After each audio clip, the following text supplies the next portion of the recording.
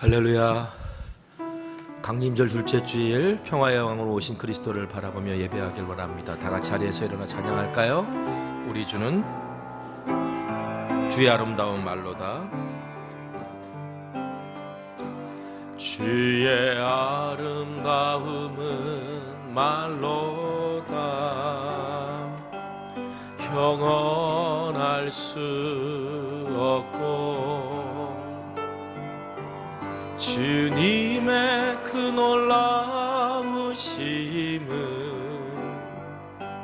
다 표현할 수가 없네. 누가 그 지혜를 깨닫고 누가 깊은 사랑 증량할까. 보좌에 앉으신 주의 위엄 아름다우시 주님, 내가 주를 경외함으로 주님 앞에 홀로 섭니다. 찬양 받으시기 합당한 거룩하시. 내가 주를 경외함으로 내가 주를 경외함으로 주님 앞에 홀로 섭니다. 찬양 받으시기 합당한 거룩하시 주님. 하나님은 영이십니다. 영이신 하나님께 영과 진리로 예배합시다.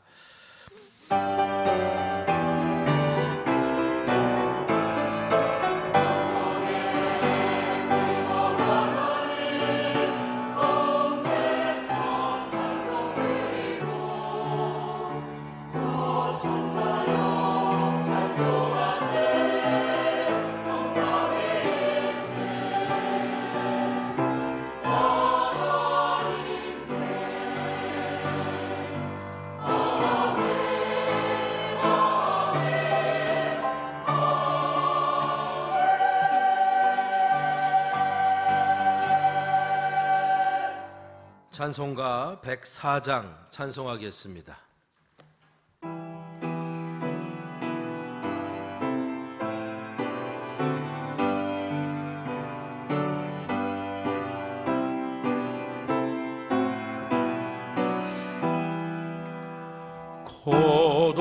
고도소서 임마누엘 오 구하소서 이스라엘.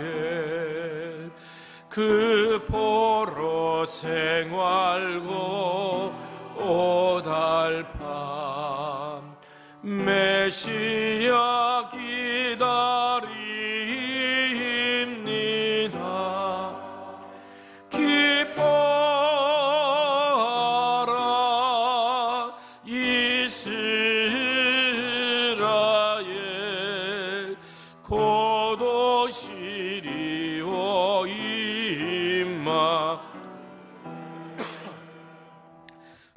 고도소서 지혜주 온 만물 질서 주시고 참 진리의 길 보이사 갈 길을 인도하소서.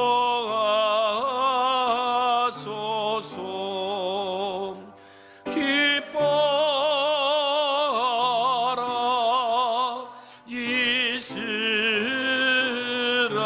이스라엘 고도시리오 임마누엘. 고도소 보소서마의 주 만백성 한마음이 이루온 시기와 분쟁 없애고 참 평화 채워 주소서. 기뻐하라 이스라엘,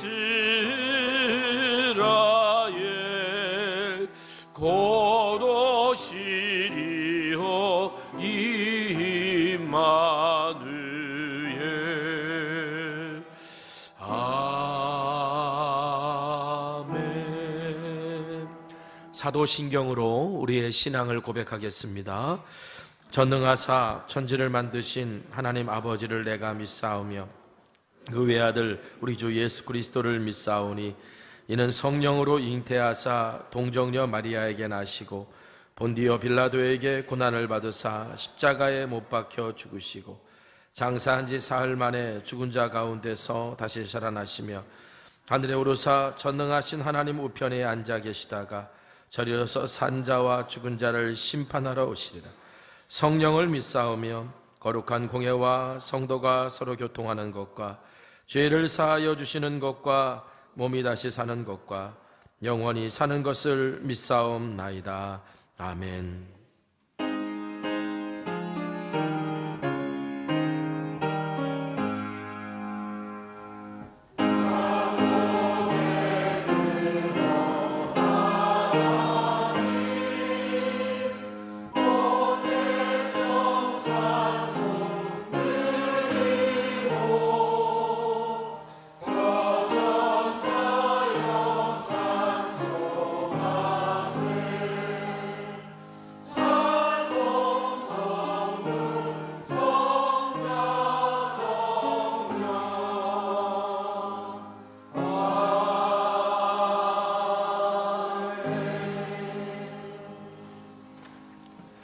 찬송가 410장 찬송하겠습니다.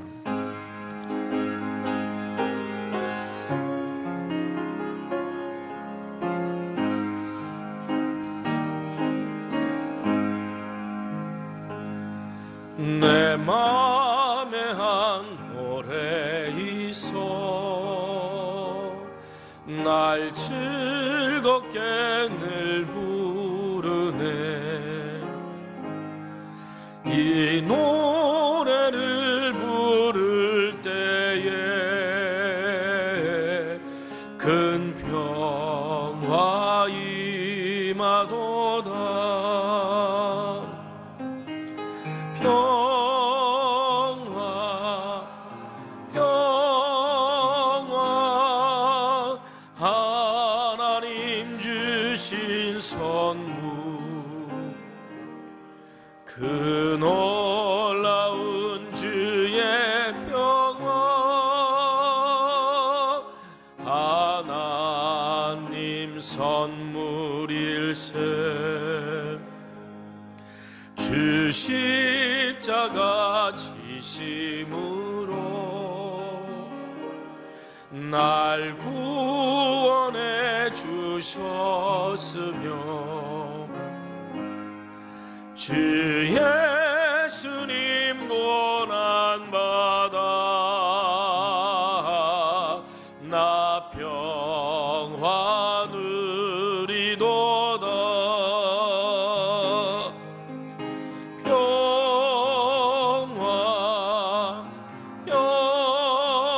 평화 하나님 주신 선물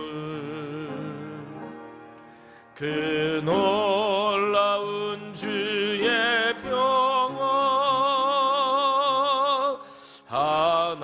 하나님 선물일세. 나 주님께 영광 돌려 참 평화가 넘치도다. 주 주옵소서. 이 평화 누리도다. 평화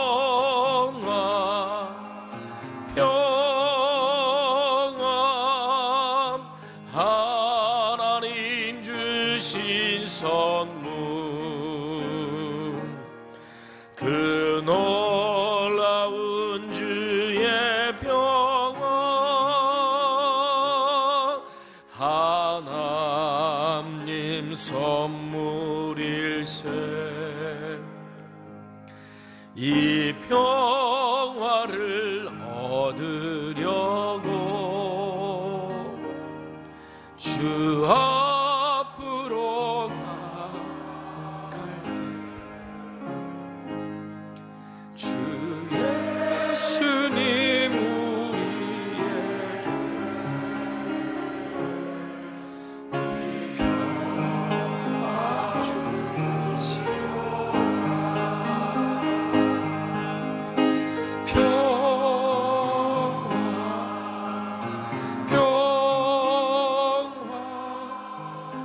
하나님 주신 선물, 그 놀라운 주의 평화 하나님 선물일세.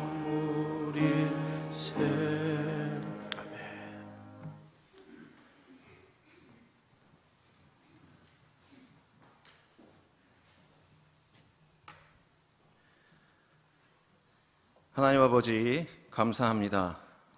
오늘 그 거룩한 주일 이렇게 교회에 나와 평화롭게 예배드릴 수 있게 하심을 새삼 감사하게 됩니다.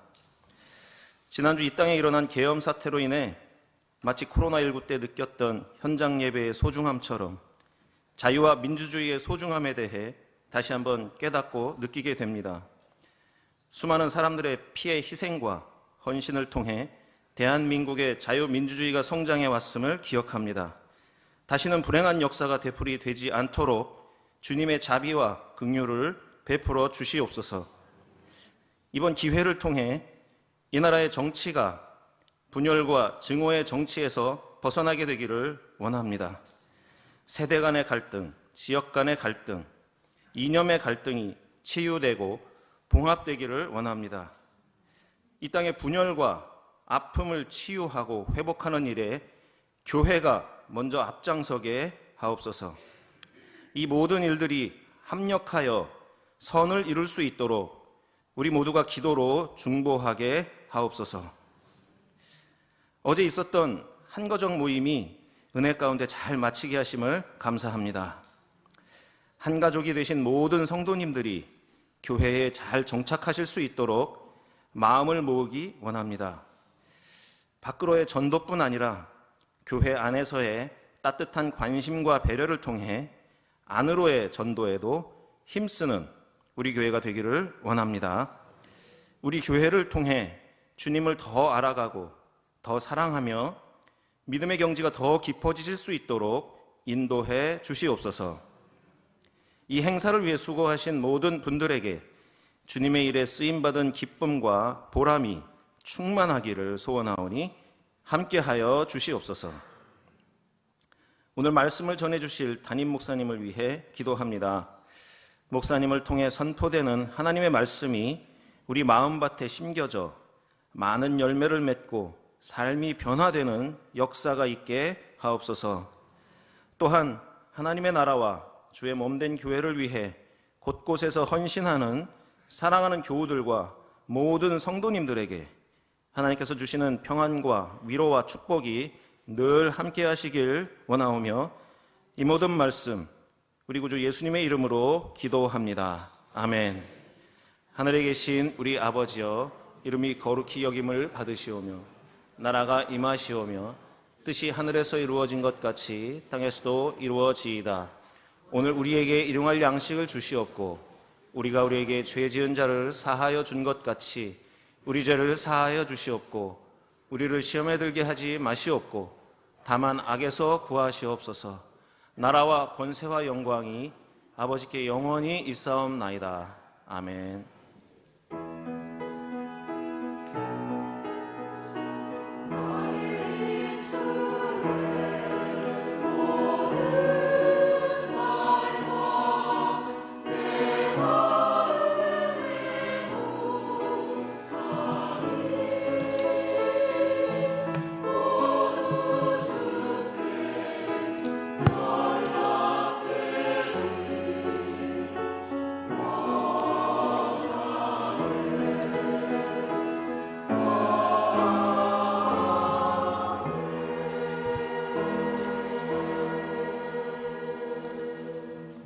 교회 소식 여러분들과 함께 나누도록 하겠습니다.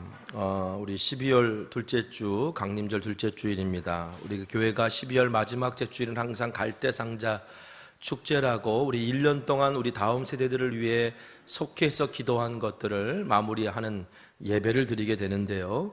그때 우리가 여기서 우리 아이들을 향해서 각 속회에서 편지를 써주고 또 갈대상자 선물을 이렇게 주는 그런 시간이 있는데, 그것을 위해서 우리 갈대상자 축제 헌금과 또 편지를 우리 각 속회에서 좀 준비해 주셨으면 감사드리겠습니다. 매년 하는 대로 똑같이 하는 거니까 우리 사역지원실에서 편지 카드 꼭 받아가시기 바라고요.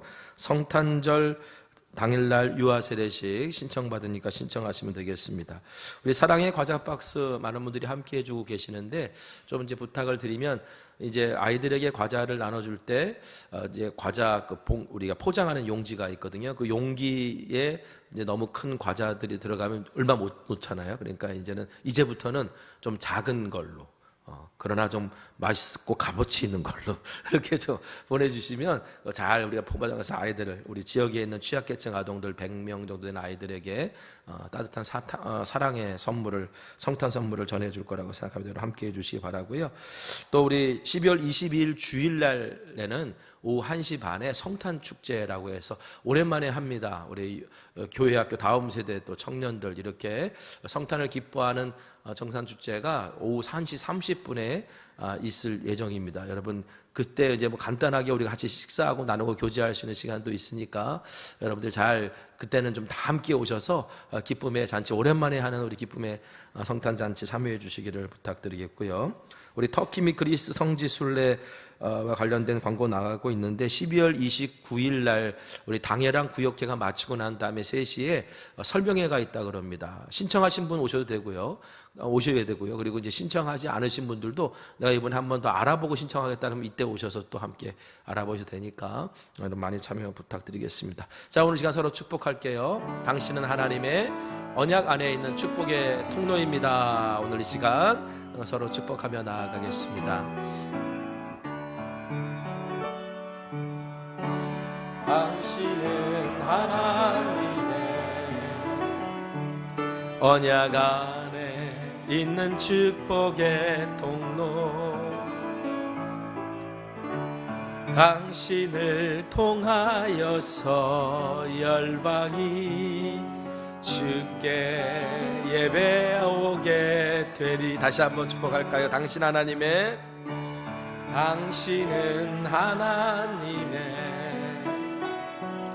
언약 안에 있는 축복의 통로,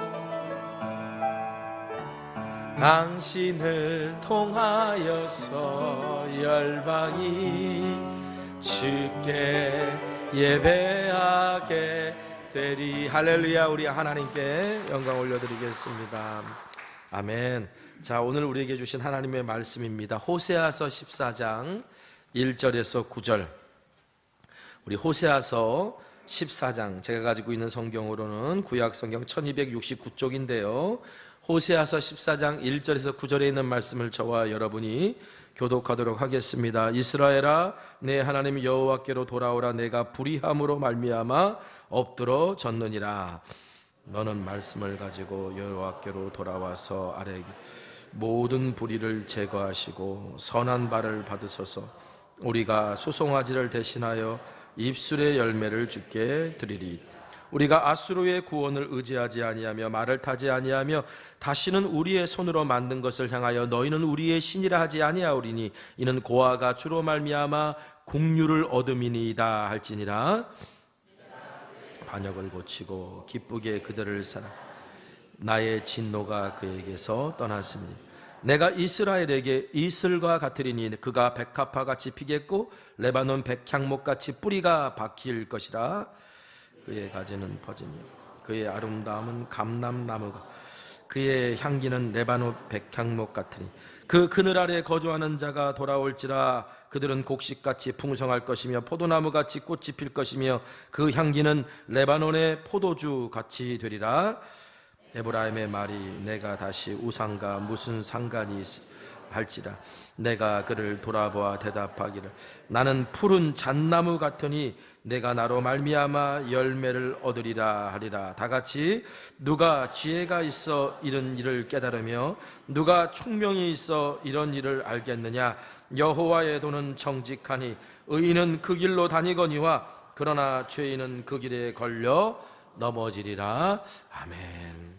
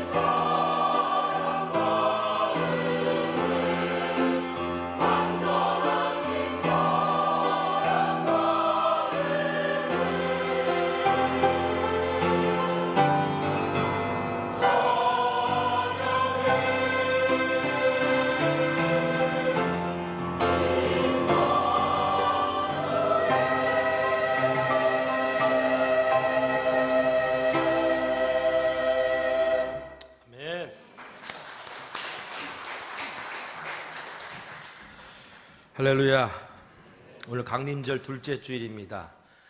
지난 강림절 첫째 주는 소망, 희망이 주제여서 희망의 초를 켰고요. 오늘 강림절 둘째 주일은 평화가 주제에 이어서 평화의 초를 켰습니다. 그 어느 때보다도 정말 이 땅에 평화가 임하기를 간절한 마음으로 오늘 예배하는 저와 여러분 되시길 간절히 소망합니다. 세상은 누구나 다 평화를 원한다고 합니다. 이 점에는 누구나 다 동의할 겁니다. 그래서 평화가 오기 위해서 이런 일을 하고 평화를 지키기 위해서 이런 일을 한다라고 말합니다. 그런데 여러분, 우리의 현실은 어떻습니까? 세상은 평화를 원한다라고 말하지만 우리의 현실은 과연 그런가요? 아주 오래된 옛날 복음성가가 있어요. 그 복음성가 가사가 이런 가사가 있죠. 제가 잠깐 노래 찬양해 볼게요. 세상은 평화 원하지만 전쟁의 소문 더 늘어난다. 이 모든 인간 고통 두려움뿐 그 지겨움 끝없네. 그 지겨움 끝없네. 평화를 다 원하는데 아니 이 지겨운 일들은 왜 계속 일어나는 걸까요? 여러분 저만 그런 건 아닌 것 같아요. 이런 요즘 일을 겪으면서 한 가지 습관이 하나 생겼어요. 아침에 일어나가지고 지난밤은 평안했나? 지난밤에 무슨 일이 없었나? 가장 먼저 그것을 확인합니다. 온 국민이 엄청난 스트레스에 시달리고 있고 수면 부족에 시달린다는 얘기도 있더라고요. 여러분, 평화가 깨지면요, 이처럼 우리의 모든 삶의 전반이 흔들리게 되어 있어요. 평화를 지키는 것도 어렵고 평화를 얻는 것도 어렵습니다. 왜냐하면 인간의 이기심과 탐욕과 어리석음이 그 평화를 너무나 쉽게 깨트리기 때문에 그렇습니다. 여러분, 성경은 평화가 무엇이라고 가르치고 있을까요? 성경은 인간이 그토록 원하는 평화는 인간의 노력이나 능력이나 힘으로 얻을 수 있는 것이 아니라 오직 하나님의 은혜와 주권적인 역사를 통해 하나님의 다스림을 통해서 가능하다라고 그렇게 얘기합니다. 성경에서 말하는 평화, 히브리어로는 샬롬이죠. 유대인들은요, 일상적으로 인사할 때 샬롬 이렇게 인사했어요. 하도 역사적으로 순환을 받고 위기를 많이 겪었던 민족이기 때문에 그들은 자기 동료들, 자기 유대인들, 형제들을 만날 때마다 평안하냐? 평화가 있을지어다? 이런 의미로 샬롬 했을 거예요. 여러분, 우리 민족은 일반적으로 어떻게 인사하나요? 식사하셨습니까? 이렇게 인사하죠. 밥은 먹고 다니냐? 이런 뜻이죠. 어떻게 보면 우리 공동체를 중요시하는 우리 민족 속에서는 우리 함께하는 이 공동체 구성원인 이 마을 사람들이나 이런 들이 지금 밥은 먹고 다니나? 건강한가? 아니한가? 라고 하는 묻는 인사말일 거예요. 어떻게 보면 샬롬의 한국적 해석이 식사하셨습니까? 라는 인사말일지 모르겠어요. 자, 우리 옆에 사람하고 인사합시다. 식사하셨습니까? 여러분, 샬롬이란 말이죠. 그런데 여러분, 성경이 말하는 샬롬이라는 건 단순히 이 의미를 뛰어넘어요. 하나님의 다스림 안에 모든 것이 조화롭고 온전하게 질서를 이룬 상태, 이거를 성경은 샬롬이라고 말합니다. 여러분, 이 얘기가 무슨 뜻일까요? 우리의 평화가 깨지는 가장 근본적인 이유는, 여러분, 진정한 평화는 하나님의 다스림 속에 온전히 질서를 유지하고 있는 상태가 진정한 평화라고 하면, 평화가 깨지는 이유는, 가장 근본적인 이유는 우리가 하나님과의 관계가 깨졌기 때문이라는 거예요. 우리가 하나님과의 관계가 깨진 것에서부터 평화가 깨지기 시작한다는 말인 겁니다. 그래서 하나님께서 이 땅에 그리스도를 보내신 거예요. 먼저 우리와 하나님과 깨어진 관계를 회복시키시기 위해서, 십자가를 통해 하나님과 우리의 관계를 화목하게 하시기 위해서 그리스도가 이 땅에 오신 거예요. 여러분, 그리스도가 이 땅에 오신다라고 하는 그 예언은 전쟁의 소용돌이 속에서 앞날을 예측할 수 없는 두려움에 빠지고 있었던 유다 백성들에게 이사야 선지자가 바로 그런 평화의 왕이 오실 거라고 이렇게 예언하죠. 이사야서 9장 6절입니다. 이는 한 아기가 우리에게 낳고 한 아들을 우리에게 주신 바 되었는데 그의 어깨에는 정사를 메었고 그의 이름은 기묘자라 모사라 전능하신 하나님이라 그리고 영존하시는 아버지라 평강의 왕이라 할 것임이라. 평강의 왕이라는 것은 평화의 왕이라는 거예요. 그리스도께서 오늘 우리에게 왜 오셨냐? 하나님과 오늘 우리 가운데 평화가 있고 오늘 우리가 살아가는 이 세상에 진정한 평화, 샬롬을 주시기 위해 오셨다는 거죠. 그렇기 때문에 주님이 우리를 온전히 다스리시는 그 평강 가운데 우리가 거하면 여러분, 예수 믿고 구원받은 하나님의 자녀들의 마음속에 나타나는 가장 확실한 증거가 뭔지 아세요? 평안입니다. 세상은 요동치고 여러 가지 상황이 어렵게 흘러가는 죽음의 위협 앞에서도 흔들리지 않는 평안을 가지는 것이야말로 오늘 내가 예수님께 온전히 다스림 받고 있다라고 하는 증거인 거예요. 그래서 예수님이 이렇게 말씀하셨습니다. 요한복음 14장 27절 우리 한번 같이 읽겠습니다. 자, 시작. 평안을 너희에게 끼치노니 곧 나의 평안을 너희에게 주노라. 내가 너희에게 주는 것은 세상이 주는 것과 같이 아니하니라. 너희는 마음에 근심하지도 말고 두려워하지도 말라. 우리 예수님 말씀하셔서 내가 너희들에게 평안을 주노라. 그러니까 근심하지도 말고 두려워하지도 말라. 그런데 여러분, 우리는 지금 어떻습니까? 평안합니까? 여러분의 마음은, 여러분의 삶은, 여러분의 가정은 샬롬합니까? 여러분, 부활하신 예수님께서, 예수님이 아직 부활하시는 걸 모르는 제자들이 문 걸어 잠그고 숨어서 막 두려워 떨고 있었어요. 그때 부활하신 예수님이 제자들에게 딱 나타나서 첫 번째로 하신 말씀이 뭔지 아세요? 샬롬, 평안하냐? 라고 물으신 거예요. 너희들 평안하냐? 근데 여러분, 제자들의 상태가 평안했을까요? 장래가 어떻게 될지 모르고 언제 붙잡혀 죽을지도 모르는 그런 상황에 놓여있던 제자들의 마음은 두려움과 근심에 빠져 있었어요. 그런 그들에게 찾아온 우리 주님이 샬롬, 너희들 평안하냐? 그러면서 예수님이 이렇게 말씀하십니다. 너희에게 평강이 있을지어다 성령을 받아라. 우리에게 진정한 평강, 진정한 평안은 성령께서 우리를 다스려 주실 때 일어난다는 얘기예요. 이거는요, 한 개인뿐만이 아니라 두려움과 염려 때문에 늘 고민하고 걱정하는 오늘 우리에게 성령이 다스리시면 우리 마음에 평화가 임하는데, 이건 우리 개인뿐만 아니라 가정도 마찬가지고요, 신앙 공동체인 교회도 마찬가지고요, 이 국가와 사회도 하나님의 다스림이 임할 때 진정한 샬롬이 이루어지는 거예요. 오늘 본문 우리가 읽었던 호세아서 14장 말씀은 우리가 어떻게 그리스도의 오심으로 우리에게 이루실 그 샬롬을 누릴 수 있는지를 가르쳐 줍니다.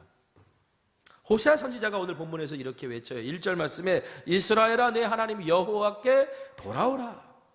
자, 어제도 이 말씀 드렸죠. 그런데 그때는 이스라엘이 우리 여호와께 돌아가자라고 말한 거지만 그것은 단순히 그냥 형식적인 회개였다 그랬어요. 진심 어린 회개가 아니라 그랬어요. 그냥 말뿐인 회개라 그랬어요.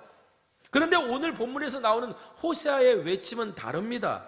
형식적인 회개를 하지 말고 아주 구체적인 죄를 내가 고백하며 내 삶을 돌이키는 회개를 하라고 요청하고 있는 거예요. 여러분, 우리가 하나님 앞에 죄를 고백하고 회개한다고 하는데 혹시 이렇게 하고 있지는 않나요? 태국에 가면 어떤 사원이 있는데 그 사원 앞에서 그 새장에 가둬놓은 이 새들을 이렇게 판다고 합니다. 그러면 그 사원에 불공을 드리러 가는 사람들이, 기도하러 가는 사람들이 그 들어가기 전에 그 새장에 있는 새를 산대요. 뭐 그걸로 제사를 드리려고 하는 게 아니고요. 보통 불자들이 뭔가 그런 그 공덕을 쌓기 위해 하는 행동 중에 하나가 방생하는 거잖아요. 방생. 그래서 생명을 이렇게 놓아주면서 공덕을 쌓는 거예요. 그러면 그 절에 들어가기 전에 먼저 거기 새장을 파는 장사에게 가가지고 새를 사서, 돈을 주고 사서 그거를 확 하고 방생을 합니다. 그러면서 내가 이제 공덕을 쌓았으니까 나에게 복이 있겠지, 뭐 이제 이런 생각을 하겠죠. 그런데 여러분, 그 새가 어떤 새냐면 특수훈련을 받은 새예요. 그 새는요, 휙 하고 날아갔다가 어디로 가냐면 자연으로 가는 게 아니라 자기 주인 집으로 돌아가요. 자기 주인 집으로 돌아가는 거예요. 그러면 주인이 집에 가면요, 야, 이거 봉이 긴 선달도 그런 봉이 긴 선달이 없어요. 그냥 돈 받고서 그냥 풀어주게 해놓고, 그리고선 집에 가면 걔네들이 다 와 있어요. 그럼 걔네들 아침에 다시, 야, 이제 출근하자. 그리고서 세상에 넣고 나가가지고 또 기도하러 오는 사람들에게 자, 공덕을 베풀게 하기 위해서 그걸 파는 거예요. 여러분, 우리 혹시 우리의 회개가 이런 회개는 아닐까 모르겠어요. 토니 카틀레지라는 분이 이런 말을 했습니다. 가볍게 고백한 죄는 날아가는 것처럼 보이지만 항상 다시 돌아온다. 내가 진정한 회개를 하지 않고 나의 삶에 변화를 주지 않고 내가 하나님께 결단을 하지 않고 그냥 가볍게 하나님 잘못했습니다, 뭐 이렇게 그냥 회개하고 넘어간 그 가볍게 한 회개는요, 반드시 항상 우리에게 다시 돌아온다는 거예요. 그래서 호세아서가 말합니다. 호세아가 말해요. 우리가 여호와께 돌아가야 되는데 어떻게 돌아가야 되느냐? 말로만 가지고 돌아가는 게 아니라, 우리 2절 말씀 한번 읽어볼까요? 읽겠습니다. 시작. 너는 말씀을 가지고 여호와께로 돌아와서 아뢰기를 모든 불의를 제거하시고 선한 바를 받으소서. 우리가 수송아지를 대신하여 입술의 열매를 주께 드리리이다. 말씀을 가지고 여호와께 돌아오라는 거예요. 말씀을 가지고 여호와께 돌아오라는 얘기가 뭐냐면, 내가 하나님의 말씀대로 순종하지 못한 그 죄를 고백하면서 하나님께 돌아오라는 얘기예요. 구체적으로 내가 하나님 말씀대로 이거 살지 못했습니다, 그 말씀을 고백하면서 모든 불의를 제거하시고 선한 바를 받으소서라는 얘기는, 하나님 나 잘못했으니까, 우리 지난번 말씀을 드렸죠, 하나님 내가 회개했으니까 이제 다 원래대로 회복시켜 주셔야죠. 내가 잘못했다고 말했으니까 하나님 이제 다시 복 주셔야죠. 이런 자세로 나오는 게 아니라, 나는 하나님의 은총 없이는 죽을 수밖에 없는 죄인인 것을 정말 하나님의 뜻에 모든 것을 맡기면서, 그러면서 나오라는 얘기예요. 그리고 마지막으로 우리가 수송아지를 대신하여 입술의 열매를 주께 드리리이다 라고 하는 말은요, 여러분, 수송아지는 이스라엘 백성이 하나님께 제사 드릴 때 드릴 수 있는 가장 값비싼 제물이었습니다.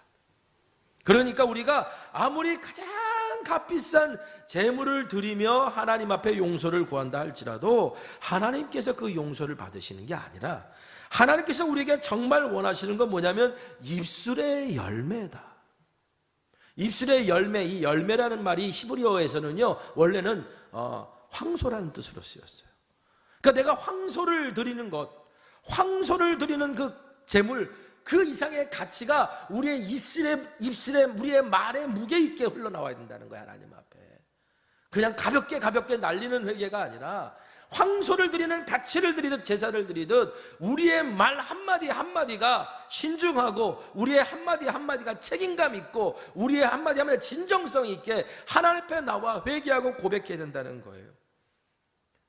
결국 이 얘기는 뭐냐면, 결국 우리의 삶이 그 회개로 말미암아 다시 돌아가겠습니다라는 결단의 고백, 거룩한 산 제물로 하나님께 드리는 헌신의 제사를 하나님이 받으신다는 얘기거든요.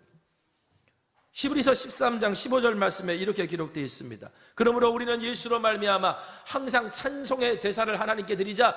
이는 그 이름을 증언하는 입술의 열매니라.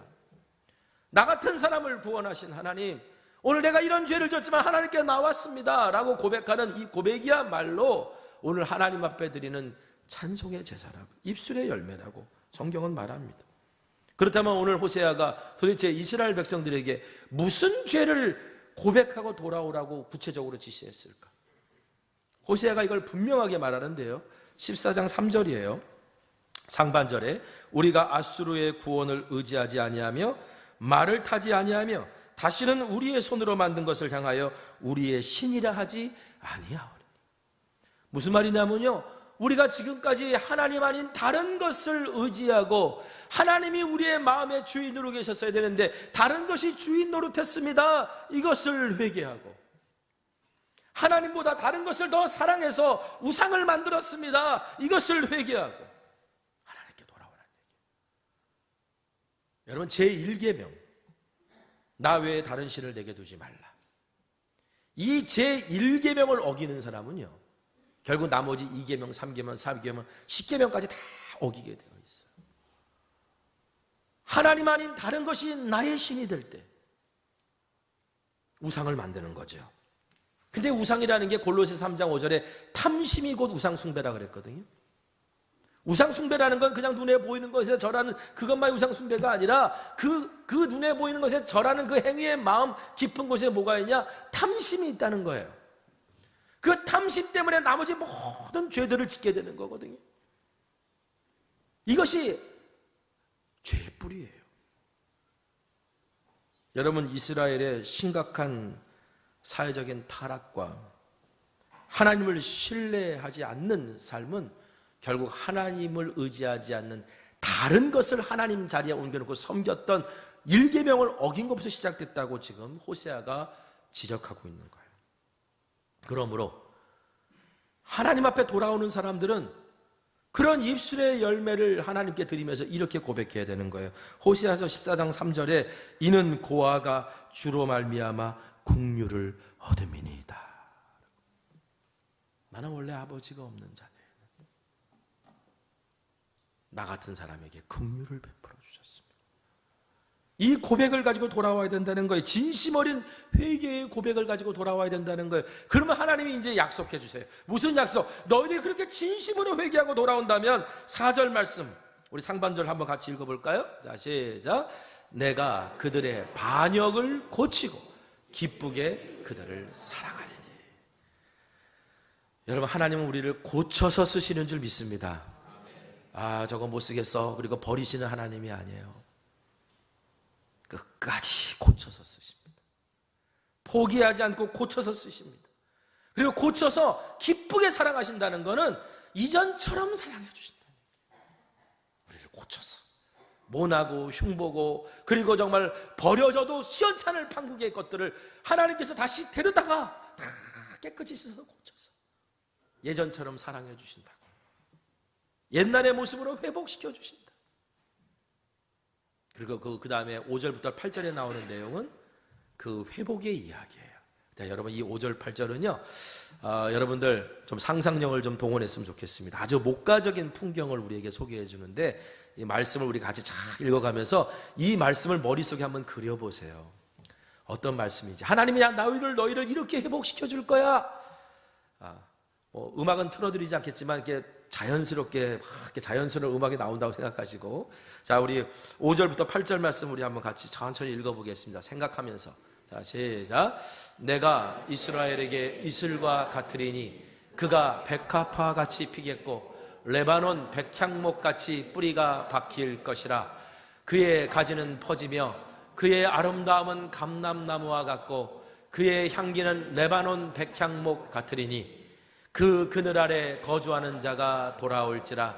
그들은 곡식같이 풍성할 것이며 포도나무같이 꽃이 필 것이며 그 향기는 레바논의 포도주 같이 되리라.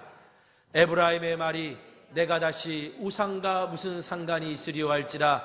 내가 그를 돌아보아 대답하기를 나는 푸른 잣나무 같으니 내가 나로 말미암아 열매를 얻으리라 하리라. 어떤 감정이 떠오르나요? 샬롬이에요. 평화로. 메마른 대지에 이슬이 쫙 내렸고요. 그리고 그 땅이 소생했음을 알려주는 백합화가 이곳저곳에서 막 피기 시작하고요. 쭉쭉 뻗은 레바논의 백향목이 하늘을 향해 치고 올라가기 시작하고요. 아름다운 감람나무 가지가 옆으로 퍼져나가면서 백향목 향기와 함께 열매들을 맺기 시작하고요. 그리고 포도나무에 꽃이 펴서 포도주를 담기기 전에도 그 포도나무 향기를 통해 그것을 맡을 수 있고요. 에브라임은 나는 이제 우상하고 상관없습니다. 하나님만 사랑합니다. 라고 고백하고요. 여러분, 오늘 이 본문의 말씀은요, 하나님께서 그들을 회복하실 때 이스라엘이 얼마나 생명력 있고 아름다운 모습으로 변화될지를 얘기해 주시는 거예요. 근데 이 모든 것이 다 뭐냐? 푸른 잣나무 같은 하나님의 그늘 아래에서 모든 것이 다 일어나게 될 거라는 얘기예요. 여러분, 이게 바로 샬롬입니다. 평화예요. 평강입니다. 오늘 우리가 읽은 본문 호세아서 14장에 있는 말씀은요, 호세아 전체에 대한 요약이라고 할 수도 있어요. 하나님이 이스라엘을 자녀 삼으셨어요. 신부 삼으셨어요. 그런데 이스라엘이 음란한 여인 고멜처럼 신랑 대신 하나님을 떠나 우상을 따릅니다. 그런데 하나님은 그 여인을 여전히 포기하지 않고 받아주세요. 호세아와 고멜 사이에서 태어난 3남매가 있어요. 첫째 아들은 이스라엘, 둘째 아들은 로루하마, 셋째 아들은 로암미, 둘째 딸이 로루하마입니다. 그런데 그 이름 뜻이 뭐냐면 다 저주받을 인생들이에요. 내 백성이 아니다, 국류를 받지 못할 사람들이다, 뭐 이런 의미예요. 근데 그럼에도 불구하고 우리 하나님께서는 이스라엘을 너무너무 사랑하셔서 그들을 결코 포기할 수 없었어요. 그래서 호세아서 11장 8절에 하나님이 이렇게 말씀하세요. 에브라임이여, 여기서 말하는 에브라임은 이스라엘을 말하는 겁니다. 내가 어찌 너를 놓겠느냐? 이스라엘이여, 내가 어찌 너를 버리겠느냐? 내가 어찌 너를 아드마같이 놓겠느냐? 어찌 너를 스보임같이 두겠느냐? 내 마음이 내 속에서 돌이켜 나의 국률이 온전히 불붙는 듯하도다. 이스라엘아, 내가 너를 어떻게 포기할 수 있겠냐? 내 마음에 국률이 불붙듯 일어나는데, 너희들이 아드마처럼 스보임처럼, 여러분 아드마와 스보임이 뭐냐면요, 소돔과 고모라 의인 10명이 없어서 하나님의 심판을 받았던 소돔과 고모라 주변에 있었던 성읍들이에요. 내가 너희들이 그렇게 멸망당하는 걸 도저히 두고 볼 수 없어 너희를 포기하지 않는다. 그러니 너희들 하나님의 말씀을 붙잡고 돌아와라. 그럼 내가 너희들을 고쳐주고 회복시켜줄게 라고 말씀하시는 거예요. 여러분, 진정한 평화는요, 하나님이 다스리시는 샬롬은요, 가장 무엇보다도 우리가 하나님과의 관계가 다시 회복됨으로부터 시작되는 거예요. 이것을 깨달은 사람만이 지혜롭고 총명한 사람이라고 오늘 성경은 말해요. 하나님과의 관계가 회복되어져서 그 회복된 삶을 살아가는 사람들, 이 사람이 지혜로운 사람이라고. 이 호세아서는 다른 예언서와 달리요, 맨 마지막 절이 마치 잠언처럼 끝나요. 우리에게 질문을 던지는 열린 결말로 끝납니다. 우리 맨 마지막 절 한번 읽어볼까요? 읽겠습니다. 9절 말씀 시작. 누가 지혜가 있어 이런 일을 깨달으며 누가 총명이 있어 이런 일을 알겠느냐? 여호와의 도는 정직하니 의인은 그 길로 다니거니와 그러나 죄인은 그 길에 넘어지리라. 여러분, 이 말이 무슨 말이냐면요, 너희들 지금까지 내가 하나님의 말씀을 선포한 거 들었지? 그럼 너희들이 이제 선택해. 지혜로운 자의 길을 갈 건가? 총명한 자의 길을 갈 건가? 아니면 악인의 길을 갈 건가? 호세아는 오늘 우리들에게 이 질문을 남기며 선택하라고 얘기합니다. 생각하라는 얘기예요. 최소한 너희들 지금까지 하나님이 주신 은혜와 그 모든 것들을 경험하고 누렸으면 이제 생각해봐. 내가 지금 가고자 하는 이 길이 맞는지 최소한 생각을 해봐. 내가 이 행동을 했을 때 그 다음에 어떤 결과가 생길지 최소한 생각을 하고, 그게 하나님과의 관계에서 이게 맞는 것인지 최소한 생각을 해봐. 이게 지혜로운 거야 라고 호세아가 우리에게 가르쳐요. 여러분, 이러한 선택을 하라는 게 단지 이스라엘, 과거의 이스라엘에게만 하나님께서 하신 명령일까요? 여러분, 이것은 오늘날 우리들에게 동일하게 주어주시는 명령이에요. 질문이에요. 너희들 생각해보라고. 너희들 하나님의 자녀로서 평강의 왕이신 그리스도를 믿는다고 말하는 사람들로서 우리는 오늘 이 시대에 어떤 생각을 하고 살아야 되는지를 물으시는 겁니다. 저는 요즘 벌어지고 있는 일들, 이제는 거의 다 일반적으로 다 동의하는 이야기잖아요. 반헌법적인 계엄이었다고.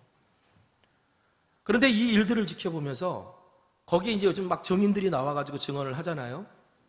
그런데 거기 별단 장성들이 그냥 명령에 따라 행동한 겁니다 라고 하는 이야기를 들으면서 측은하기도 하고 연민이 오기도 하고 막 그런 생각이 막 들다가 문득 어떤 책 한 권, 예전에 봤던 책 한 권이 쑥 하고 스쳐 지나갔어요. 그 책이 어떤 책이냐면 한네 아란트라고 하는 사람이 쓴 예루살렘의 아히히만, 악의 평범성에 대한 보고서라고 하는 책이거든요. 이게 무슨 내용이냐면요, 아돌프 아히히만이라고 하는 독일 나치의 관료가 있었어요. 이 사람에게 명령이 떨어져요. 무슨 명령이 떨어지냐면 유대인들을 학살하라고. 아우슈비츠 수용소에 보내서 조직적으로 학살하는 역할을, 그걸 실행하는 역할이 아돌프 아히히만에게 떨어집니다. 아히히만을 통해서 그래서 많은 유대인들이 죽어요. 독일 나치가 망하고 난 다음에 이 아히히만이 아르헨티나로 갑니다. 도망가죠. 1961년도에 이스라엘 모사드가 끝까지 추적해서 이 사람을 잡아가요. 그리고 재판정에 세웁니다. 이 사람이 뭐라고 변명하냐면 저는 그저 명령을 따랐을 뿐입니다. 그때 이 아히히만이 결국 교수형 당하는데요, 그때 그 현장을 취재했던 기자가 한나 아렌트라고 하는 사람이에요. 그런데 이 한나 아렌트는요, 그렇게 수많은 유대인들을 죽였던 이 아히히만이 괴물처럼 생겼을 거다, 특별히 악한 사람처럼 생겼을 거라고 생각을 했는데 충격을 받았어요. 평범한 이웃집 아저씨였던 거예요. 너무 지극히 평범해 보이는 사람이었던 거예요. 그 너무 지극히 평범해 보였던 사람이 자기에게 주어진 명령을 아무 생각 없이 실행에 옮겼는데 그것이 세상에서 가장 악한 악의 표본이 됐잖아요. 그래서 그분이 그 책을 쓰면서 악이란 어떤 특별히 악한 사람을 통해 이루어진 게 아니라 어떤 우리의 행동에 대해서 생각 없이, 윤리적인 고찰 없이 무엇인가를 한 것에 의해서 벌어질 수도 있는 일인 것을 이 한나 아렌트가 그 책을 통해 세계에 경고했습니다. 여러분, 인간이 비판적인 사고를 멈추고 그냥 무조건적인 행동을 하기 시작할 때부터 악이 시작되는 거예요. 여러분, 오늘 우리 가운데 1년에 벌어진 행사가 오는데 어떤 불의한 명령이 떨어졌을 때 어떤 사람은 그걸 명령이라고 무조건적으로 실행했지만요, 여러분, 이 합법적이지 않은 계엄이 왜 성공하지 못했을까요? 저는 이렇게 생각해요. 생각한 사람들이 있었기 때문에. 이게 맞나? 이게 맞나? 라고 생각한 사람들이 잠깐 어쩔 수 없이 명령을 따르지만 잠깐 생각한 것들이 시간들이 모여져가지고 때와 시기를 다 놓쳐버린 거거든요. 어떤 이들은 이건 아닌 것 같아, 그리고 자기 직을 던지기도 했고요. 여러분, 이 나라의 국민들 중에 이건 아닌 것 같아 라고 생각한 사람들을 통해, 이 나라의 군인들 중에, 이 나라의 경찰분들 중에, 이 나라의 공무원들 중에 이건 아닌 것 같아 라고 생각을 했기 때문에 여러분, 오늘 우리가 더 비참한 하루를, 오늘을 맞지 않는 거예요. 저는 그걸 정말 하나님께 감사했고요, 지난 며칠 동안 많이 울었어요. 평강의 왕으로 오신 그리스도를 믿는 우리는 뭘 해야 될까? 여러분, 영상에서 보셨죠? 뉴스에도 나왔던 걸로 알고 있는데 계엄령이 떨어져서 현장으로 나가는 아들을 향해 아버지가 전화를 걸었어요. 아들아, 계엄령이 떨어졌다. 에이, 정말요? 에이, 그럴 리가요? 북한이 뭐 도발했어요? 아니야, 대통령이 그랬어. 계엄령이 떨어졌다. 이제부터 내 말 잘 들어. 아들아, 네 목숨 잘 챙겨라. 네 소대원들 잘 챙겨라. 절대로 국민들에게 총뿌리를 겨누르지 말아라. 국민들에게 폭력을 행사하지 말아라. 아들, 알았지? 아들이 울먹이면서 네. 그리고 여러분, 이런 아버지는 왜 이런 생각을 했을까요? 지난 역사에서 그 시대의 사건이 얼마나 가슴 아팠는지 아버지는 그때 생각했던 거예요. 생각했다고요. 여러분, 오늘 이 땅의 그리스도인들이요, 오늘 이 시대의 위기 앞에서 하나님의 뜻이 무엇인지, 우리의 행동과 결정이 그 다음에 어떤 결론을 내릴지 생각해야 되는 거예요. 여러분, 모두가 다 피해자가 될 수 있어요. 좋아 사는 사람들이 어디 있어요? 몇 명 빼놓고. 그때 오늘 우리는 생각해야 되는 거예요. 예수님께서 이렇게 말씀하셨습니다. 마태복음 5장 9절. 화평하게 하는 자는 복이 있나니 그들이 하나님의 아들이라 일컬음을 받을 것이며. 여러분, 화평케 하는 건 단순히 어떤 갈등을 조정하는 것 이상을 넘어서는 겁니다. 우리 안에 하나님과의 화목이 있기 때문에 그 은혜와 평화를 세상에 전하는 삶을 살아가는 것. 화평하게 하는 자는 하나님과 이웃 앞에서 진정한 샬롬이 무엇인지를 가르치는 사람이라는 거예요. 우리가 그렇게 살 때 하나님이 우리를 회복시킬 거고, 우리의 가정을 회복시킬 거고, 이 나라 이 민족을 회복시키실 것을 저는 믿습니다. 여러분, 하나님께 돌아가 진정한 샬롬의 은혜를 누리는 저와 여러분 되기를 소망해요. 화평하게 하는 자로 살아가며 이 땅에 하나님의 평화가 넘쳐가도록 우리가 선택하며 생각하며 살아가야 되는 거예요. 그래서 우리가 우리의 마지막 길 끝에 하나님 앞에 갔을 때 우리 그리스도께서 우리에게 뭐라고 말씀하실까요? 어떻게 맞아주실까요? 샬롬, 평안했지? 라고 맞아주실 거라고. 오늘 저와 여러분 이 시간에 나라와 민족을 위해 기도했으면 좋겠습니다. 여러 가지 앞으로 혼란스러운 상황이 더 안 벌어지기를 바라지만 거기에 우리의 군대가 있는 우리 자녀들이, 제 자녀가 군대가 있어서 그렇게 얘기하는 건 아닙니다. 다 우리 아들들이에요. 또 이 나라의 치안을 담당하는 경찰들이, 공무원들이, 그리고 그것에 울분이 터져서 나와서 안타까워하는 시민들이, 또 그 생각에 동의하지 못해서 또 거기에 또 반대하는 시민들이 끊임없는 악순환의 굴레를 만들어가는 형국이 되어진 이 시국에, 이 역사적인 순간에, 이 소명의 자리에 그리스도인들은 무엇을 해야 되는가? 화평케 하는 자는 하나님의 아들들이라 그랬는데 우리는 하나님의 자녀로서 무엇을 해야 되는가? 라고 하는 걸 생각하면서 이 땅에 더 이상 아픈 역사가 계속되지 않기를 우리가 좀 기도했으면 좋겠습니다. 기도하길 바랍니다. 우리 함께 기도합시다. 거룩하신 아버지 하나님, 우리 일련의 이 여건들이 우리의 마음을 너무 아프게 합니다. 아버지 하나님, 오늘 이 시대에 왜 평화가 이렇게 지속되기 어려운 걸까요? 우리는 평화를 얻으려고 그렇게 애쓰는데, 다 평화를 원한다고 말하는데 왜 우리에게는 이렇게 지겹도록 평화가 오지 않는 걸까요? 왜 다시는 아픈 역사가 왜 계속 반복되는 걸까요? 왜 서로가 왜 아픈 자리에서 서로를 바라봐야 될까요? 왜 뒤에서 몰래 껴안아줘야 될까요? 왜 뒤에서 몰래 위로해줘야 되고 죄송해달라고 그들이 말해야 될까요? 하나님, 왜 우리는 서로를 향해 증오해야 될까요?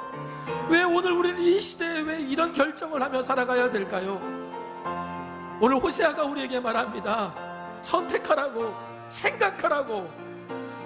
하나님이 원하시는 길이 무엇인지 생각하고 우리의 행동과 판단과 결정이 어떤 결과를 만들어낼지를 생각하라고, 그리고 결정하라고.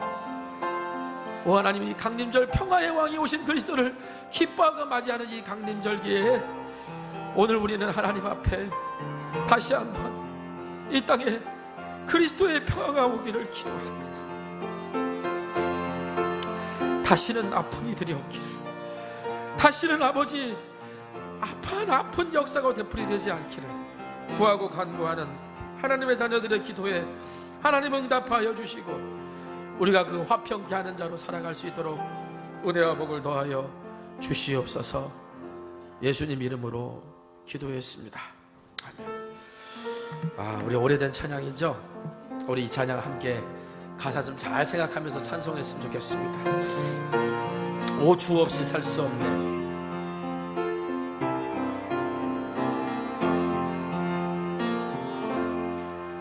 내 맘속에 있는 참된 이 평화는 누구도 앗아갈 수 없네. 주님은 내 맘에 구주 되시었네. 오 주 없이 살 수 없네. 오 주 없이 살 수 없네. 오 주 없이 살 수 없네. 주님만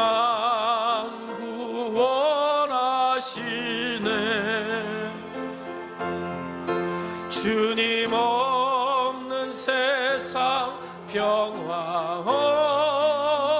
없네. 오, 주 없이 살 수 없네. 다 같이 일어나셔서 평화 없는 세상 고통과 싸움뿐 사람들은 무서워 떠네. 평화의 주님이 다시 올 때까지 죄와 전쟁은 끝이 없네. 오, 주 없이 살 수 없네. 주님만 구원하시네.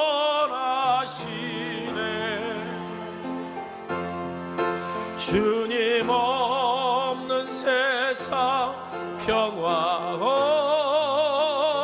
없네. 오, 주 없이 살 수 없네. 기도하겠습니다. 사랑의 하나님, 이 나라의 역사를 돌아보면 우연처럼 보여도 하나님이 이 민족을 얼마나 사랑하시는지를 알 수가 있습니다. 위기 때마다, 어려울 때마다, 이 나라를 통째로 아버지 하나님 빼앗길 때마다 하나님은 그때마다 일하고 역사하셔서 어려움을 극복하게 해주셨습니다.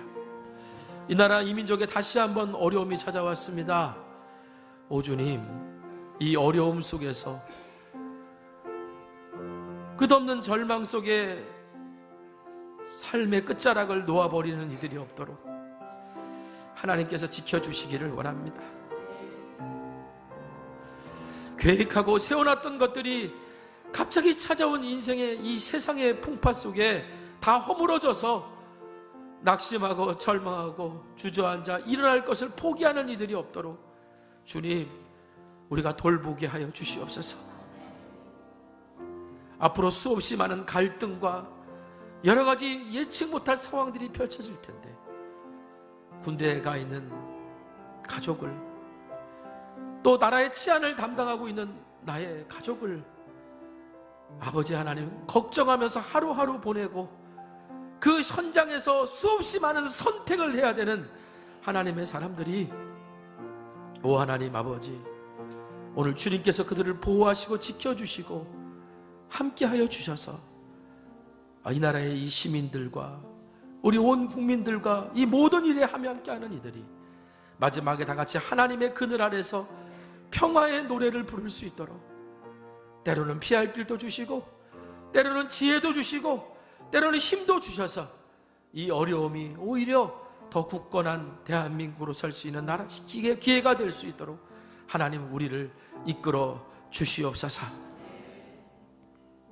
거룩하신 하나님, 오늘도 주님 앞에 드려진 귀한 예물이 있습니다. 감사하는 마음으로 또 간절한 소원으로 주 앞에 드려진 이 예물 주님 기뻐 받아 주시옵고, 우리가 이 땅에 살아가면서 늘 하나님 앞에 하나님의 자녀로서 아름다움을 잃지 않고 살아갈 수 있도록 은혜와 복을 더하여 주시옵소서. 지금은 우리 주 예수 그리스도의 크신 은혜와 하나님 아버지의 무한하신 사랑하심과 성령님의 감화감동 역사 충만 교통 내주하심의 은혜와 은총이 화평케 하는 자 하나님의 아들이라고 주님께서 선언하신 그 약속의 말씀을 믿고 오늘 평화의 아들로 나아가기를 결단하는 주의 자녀들 위해 지금부터 영원까지 함께하여 주시옵기를 간절히 축원합니다. 아멘.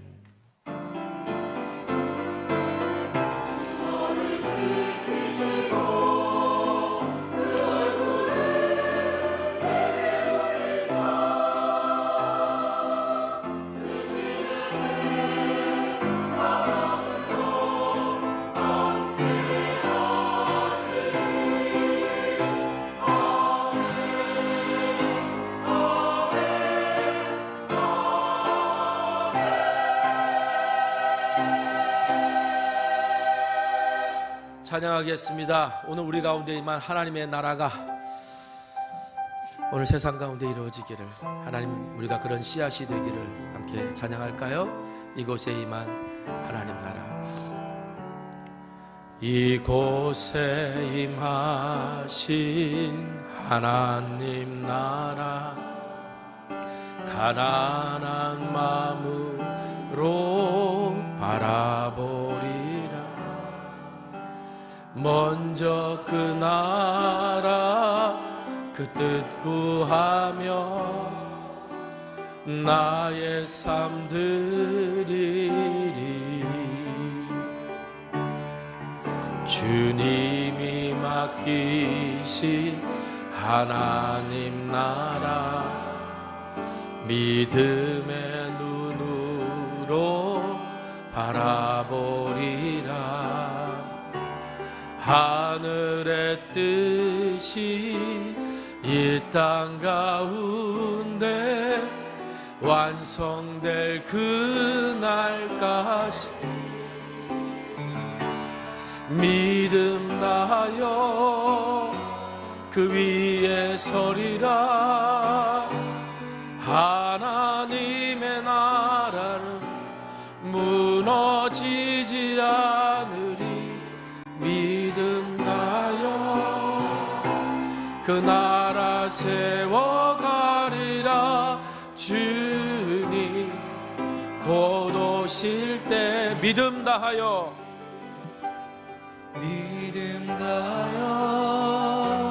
그 위에 서리라. 하나님의 나라는 무너지지 않으리. 믿음 다하여 그 나라 세워가리라. 주님 곧 오실 때까지